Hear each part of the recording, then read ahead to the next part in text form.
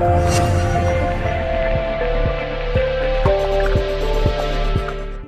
this is Dhruv from PhoneArena.com and this is a review of the HTC Desire 600. The HTC Desire 600 was announced earlier this year in May. It is the Taiwanese company's play in the dual SIM handset segment of the market. The Android 4.1 based phone combines the design philosophies behind devices like the HTC Butterfly, the One, and combines it with mid-range specifications to create a value proposition. Let's see how well it does.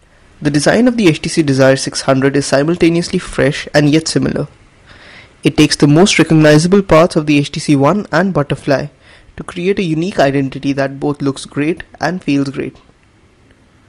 The construction is soft touch plastic with a brushed aluminium styled edge. The handset combines a black bezel with a red speaker lining to give it a distinctive look. Because the handset is equipped with boom sound speakers, you get speaker units on either side of the handset. The speaker mesh is visible and the end result is loud and clear audio with rather good stereo separation. A 1.6 megapixel front-facing camera is also visible here. At the top edge is the 3.5mm audio jack and the power key. While easily reachable, we would have preferred to see the power lock key on the side of the handset. A groove to remove the backplate is also visible here. A power rocker is on the right side of the handset, made of a single piece of plastic that sits flush with the phone. Tactile feedback felt lacking.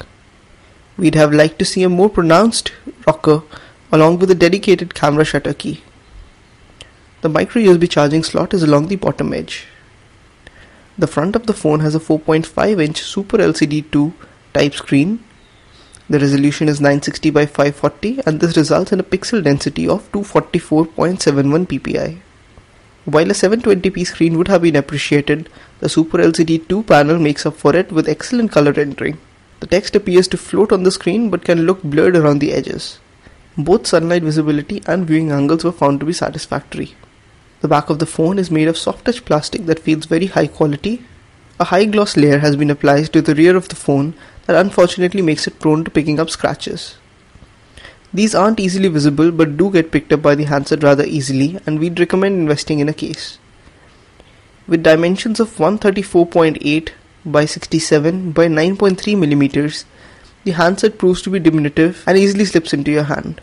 Weighing just 130 grams, the Desire 600 is a petite smartphone that is quite refreshing to hold. Running on Android 4.1.2, the Desire 600 has Sense 5.0 just like on the HTC One. The handset retains most of the software features and gimmicks as seen on its elder brother. Unlocking the device drops you straight into HTC's love or hate content aggregating Blink feed. Blink feed aggregates content from your social networks, favorite news sources and drops it into a picture-heavy grid that you can scroll through at leisure. The basic interface of the phone has already been seen on the likes of the HTC One. Over here, HTC has made allowances for the dual SIM card capabilities and it lets you choose the number to be used while making a phone call or while sending a message.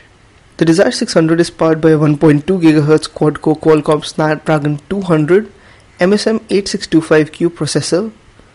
There is 1 GB of RAM on board, of which roughly 350 MB is available at launch.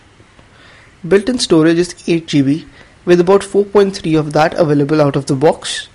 It is possible to extend built-in storage via the microSD card slot, but there is no provision to set your memory card as the default location to install apps. Day-to-day performance is good but not excellent. There are frame rate drops when scrolling through Blink feed, and also checkerboarding in the browser is not uncommon.